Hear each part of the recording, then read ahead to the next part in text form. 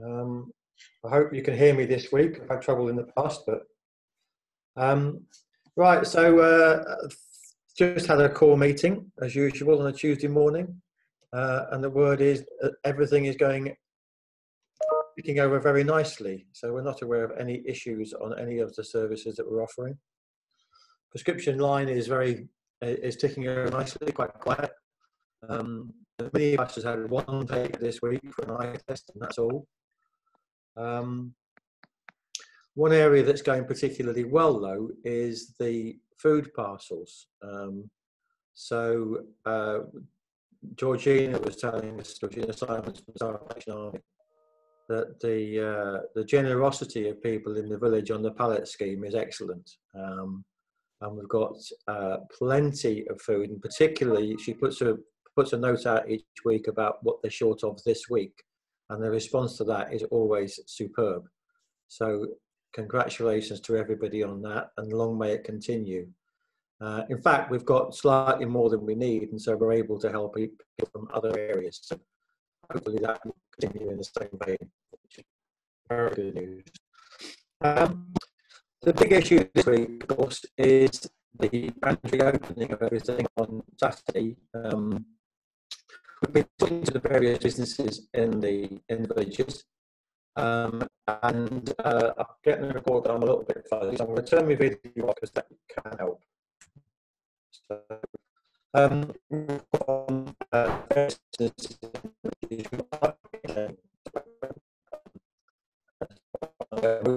most of the parts, for example,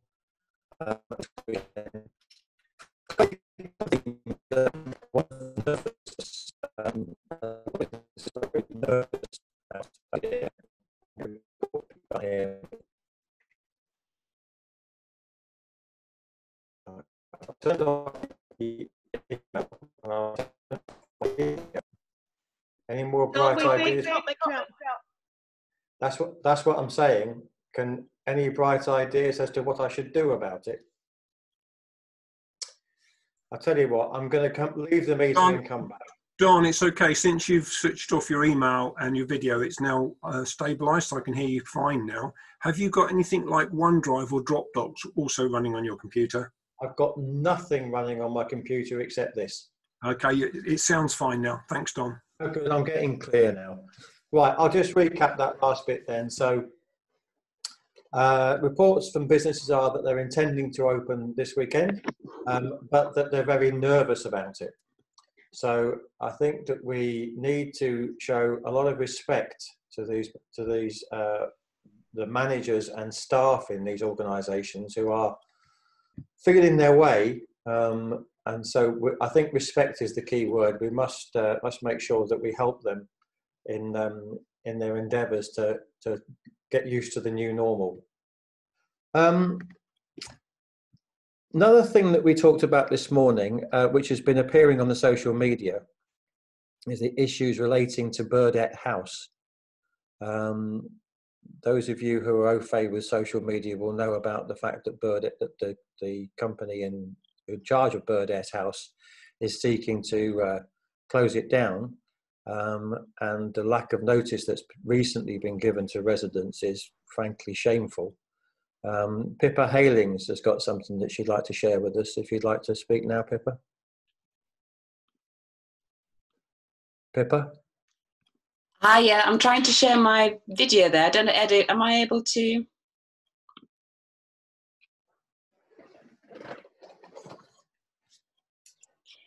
Yeah, hi everybody. So it's actually a charity, so it's Abbeyfield Society that runs Burdett House. And it's really just a gem within our village that I hadn't known about until this whole threat of closure came forward. And we met both the residents and the families there. And anybody who has been in there, and we've seen on Facebook testimonial people who, you know, our relatives know the people in there who have been carers in there or nurses. And it's just quite incredible to see a group of residents who fully lucid all chose to be there because of the independent assisted living that it enables them to have, and they are happy. They are so happy in these surroundings. This is exactly what they chose and what they wanted. 3 cooked meals a day, a large enough room to be able to have some of their belongings from where they've moved from, and a communal area where they can come together and have made such good friends. And the staff have been incredible. During the pandemic and the lockdown, there's been no infections because the staff have been so diligent and so careful. But just before the lockdown started, Abbeyfield continued with their decision that they would move to closure of Burdett House. That's a longer story, but right now what happened after a bit of campaigning was that there was no way that all of them are over 85 years old. So there was no way that anybody could be asked to go and look at other care homes where, obviously there were outbreaks of infection, move away from social distancing to consider looking at what will be the last place they spend their last days, to find the right place for themselves in an alternative accommodation. And it's more the mental anguish that they're going through, knowing that, they don't know whether they can stay at Burdett House during a time of utmost vulnerability. And as we've all been working together, being volunteers and street coordinators, looking after those most vulnerable and the elderly in our community, here is one group who really, really need our help. So on March 20th, Abbeyfield Society apologised for the inconsiderate letters and the confusion that had been created. And of course, the safety and security of the residents during the pandemic was of paramount importance to them. And they said that no resident would be expected to leave Burdett House or seek alternative accommodation until social distancing is no longer needed. And then last week, the residents were given hard copies of a letter that said that Abbeyfield would be sticking as closely as possible to the June 30th deadline and offering them support to find alternative accommodation. That was on the 24th of June, 6 days before the closure date, with an extra hard copy saying that this could be given to relatives. And Abbeyfield is in email contact with all of the relatives and the local councillors. So hard copy, what were they supposed to do 6 days before the deadline? To scan it, email it, what were these residents supposed to do with that? So of course there's been a lag in terms of how they could get the exact details of this letter out to families and relatives. The outrage that then came from all of us at that caused a second letter. All that the second letter really then says is no unnecessary pressure will be brought to bear on the residents, and that they will still be sticking as closely as possible to the 30th of June. So it means this sword of Damocles, anguish and anxiety about a 30th of June, which is today, deadline, which is impossible to abide by. And therefore it's just cruel and callous to have that kind of date hanging over them. So what we've done is, together with the working group, we've contacted local and national media, and there will be in the Cambridge News and the Cambridge Independent articles and quotes from families, from the residents themselves.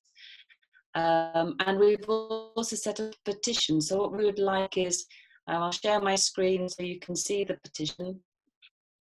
Can I share my screen, Ed?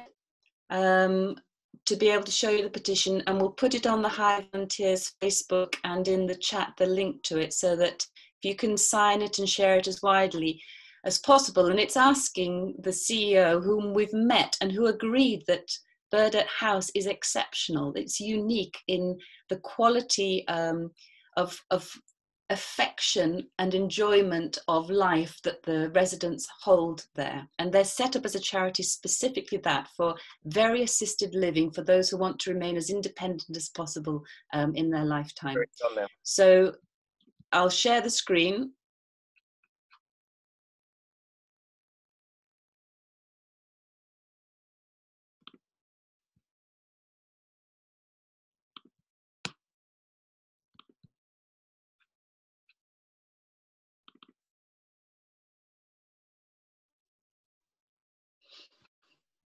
These are the residents, and so if you could share this as widely as possible, sign and share this. And this is asking David McCulloch, the CEO of Abbeyfield, to do the right thing, to confirm that the physical and mental welfare of residents is paramount, to remove the June 30th date for closure and to stop all types of pressure on residents to find alternative accommodation during the pandemic, to meet with residents, relatives and others to find a way out of this tragic and regrettable situation. So great, if everybody could help with that, that would be fantastic.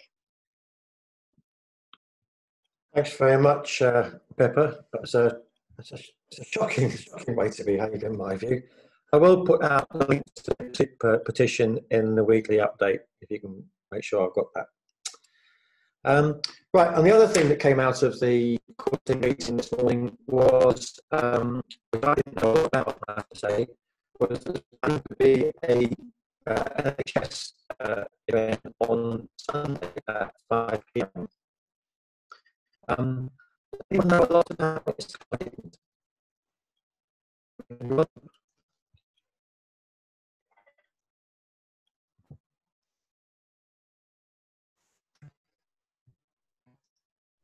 It seems not. We lost you completely there, Don. You'd lost me completely. Well, I suppose I wasn't speaking, Joe.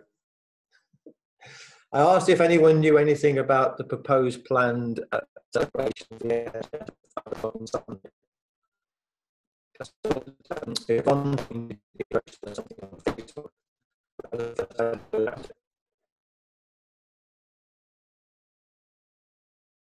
No.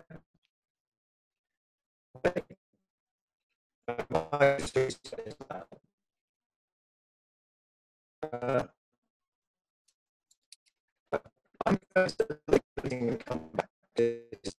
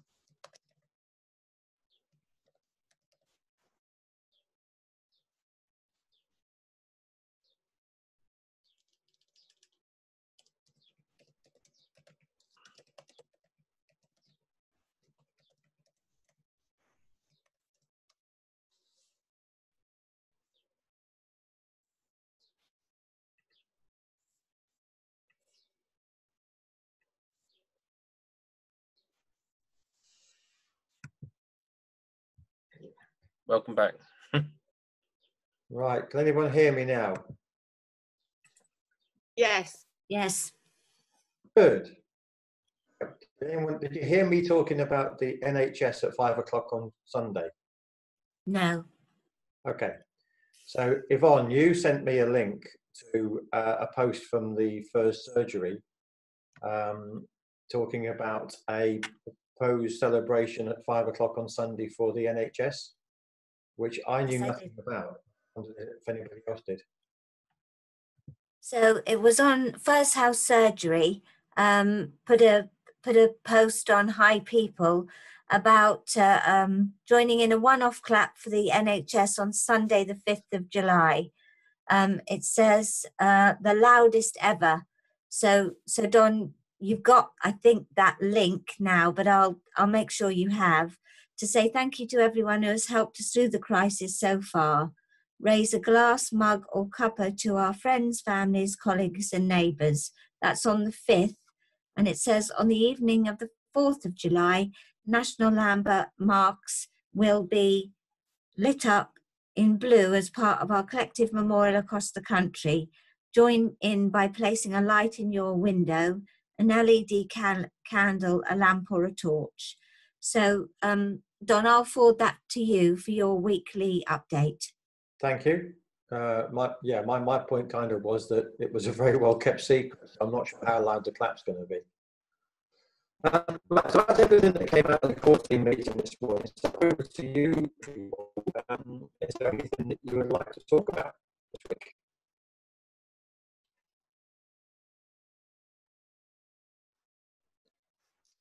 Samantha says, well, I understand, I believe it's 5 p.m. And you're losing me again. Oh, in future, I think.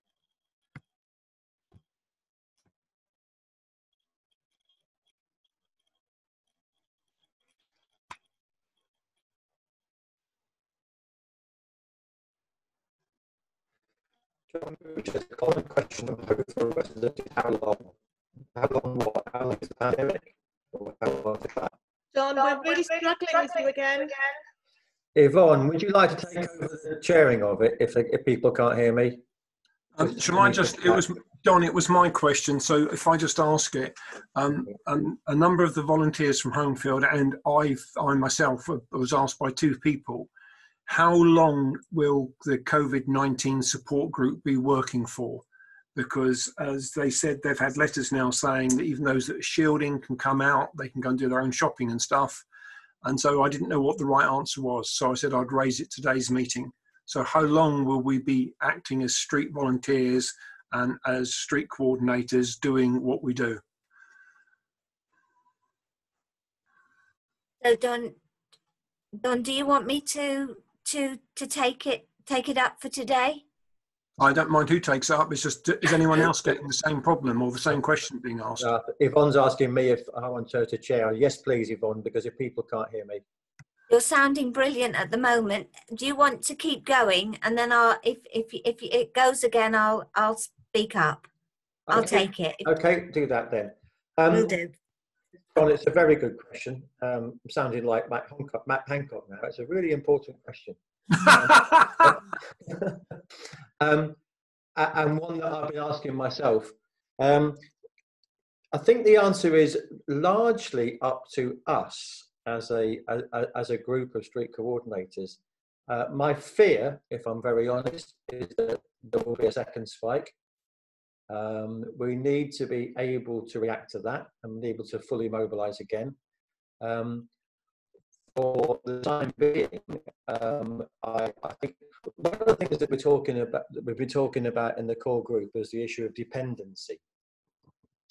So we don't want people to become dependent upon this sort of service, particularly in relation to things like, say, the food parcels. And if you're looking at the prescription service, you know, there's not a huge demand on that right now. Nick Wood might correct me if he's on the call. So how long do we want to keep that going for? Would it be feasible, for example, to start transferring that back to the Well Pharmacy's own delivery service? So the answer is not for me to say. I think it's perhaps something that we as coordinators should be discussing. And how do we see this looking in a month's time if there is no spike in that time? Is that you're right with that response, John? I think it's a question. Yeah, I mean, asking, but yeah. To be actually honest, Don, that's what I've told the people, and what I may do is at the end of July is go around knocking on doors and say, if you want to be included, leave your sticker up. If you don't, take it down. Because some people I know now are doing their own shopping. So there's one person who has a food parcel who I went round to see yesterday. He'd gone to Cambridge. Yeah. So one coordinator said to me that, you know, in six months' time, when the residents have got saying, can I do some shopping when the family can do it for them? So it's a difficult one. I think we need to consider it. Okay, I'll talk to my volunteers and we'll have a chat. The other thing we talked about as volunteers is perhaps having a small tea party in the Homefield grassy area at some point when it's a sunny day, because I know a lot of the residents would like to say hello to us and all and thank us and stuff. And when you're allowed to have more than 6 people at it. Yeah. Yeah. So look at Nick Wood is on the call because he's just asked me a question. Is my wife watching cat videos on the same device? No, she's not. Don, are you on Wi-Fi or are you connected by cable? Wi-Fi. Yeah, that will be causing the problem then. Okay. Am I all right at the moment? Yeah, but what happens though is as mobile phones and your decked handset phone, every now and then they poll, and if you're on Wi-Fi, they can take you out. if you can, just plug straight into your router when you're on Zoom. Okay. Right, just going through the chat then, Brian Ing says, not all those shielding advice can come out. Some have been extended. I didn't know that. So I thought that they were winding this down, and that from, I think it's the 1st of August, they're going to stop getting the food parcels. Am I right in that? So I didn't realise that some have been extended. That's useful knowledge. Yeah, that's what's happened to a lot of people who are shielded, but some have been told to stay shielded, until 1st of September. Right. Okay. Thank you. Yeah, Jennifer O'Hare. Yes. Sorry, Jennifer. Jenny O'Hare. Very formal. Quite a few people relying on us at the moment, so I'm not sure what the long-term plan is here. Well, let's put that on the weekly update, and let's have a conversation about it. Yeah, how do we see this in a month, 3 months, 6 months, if there isn't a second spike? Right, that's reached the end of the chat. Oh,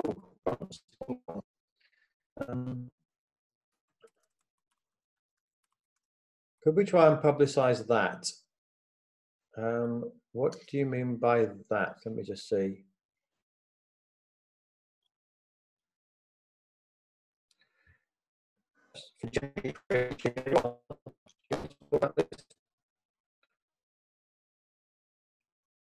So Don, sorry, I've got a kickback. We've lost you again.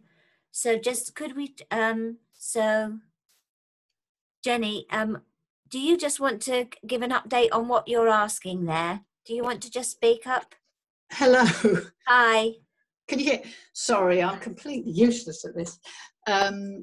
As you can see, I couldn't work out what I was doing.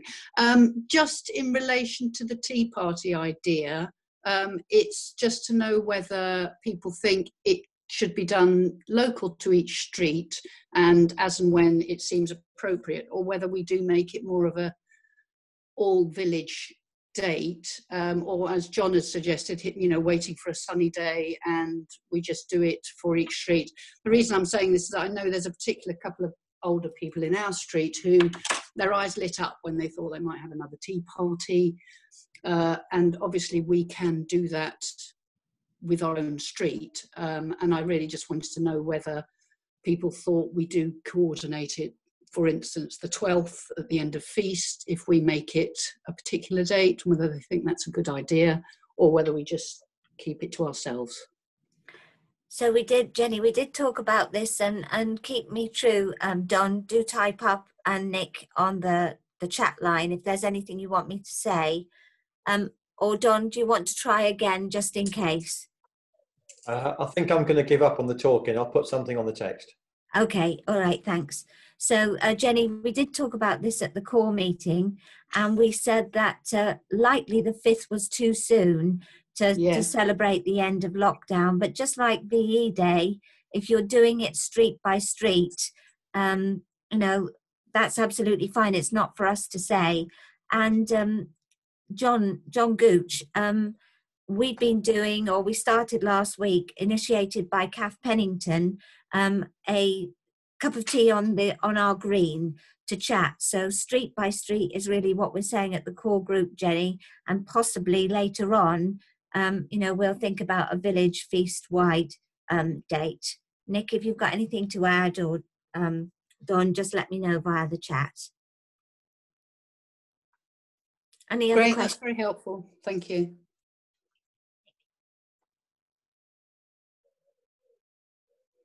Did you want to say anything? Don says, parties are welcome if socially distanced, but our view is that it is too early to be celebrating the end of lockdown. So street by street at the moment. Okay. Nick, did you have anything to say, or just? No, not really. I think that if streets want to have a tea party or anything, that's up to them, and that's great. If it's going to, especially if it's going to increase kind of well-being. But yeah, I think a village-wide celebration is too early at the moment.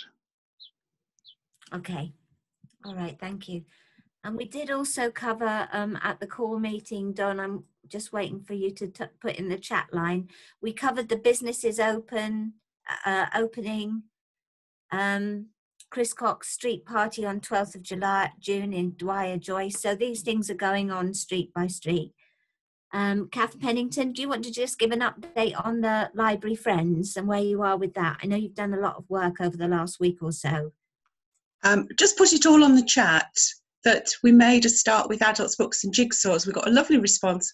Sadly, there was one man who wanted a book we'd already dispatched.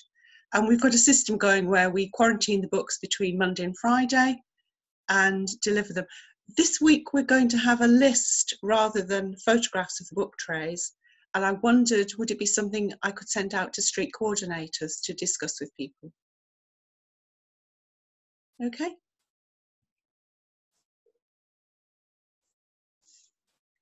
Sorry, I'm speaking. Kath, absolutely fine. And I think Don can pick that up in his weekly update to the street coordinators. A question from Jenny for you there, Kath. Is there a way books can be shared with those who aren't online? This is the problem, yes. We've got lists of the books, we've got lists of what was on offer last week and what's on offer this week. So we thought if it was emailed out to street coordinators, it would be easy enough to print off. Katie's been visiting people in St Audrey's Close and taken some book orders there. And I wondered about putting this book list into places like Windmill Grange, because a lot of our book sale customers used to come from Windmill Grange. Any ideas on sharing it with people who are not online? Oh, there's Katie, thank you. Ah. Sorry. Is it possible, Kath, to use the notice boards and the photos you take on the notice boards we have? Yes, I thought about that. I didn't put it out this weekend because it was just so windy. I didn't think they'd last very long. But the notice boards, yes. I'll make a note of that. Okay. Okay, thanks, Kath. Any other ideas for Kath? Any other questions before we round off for today? Don has put, hi friends, newspaper for older people is now printed and he has some copies if anyone would like them for his street. So if you would, please contact Don, that would be fine. And we will raise with Dennis whether his Simp News we can have another version because there's quite a lot going on. So we'll take that offline. Anything else before we finish today? Okay, all right. We'll let you go. Thank you very much for attending, and speak next week. Thank you. Bye. Bye, Kath.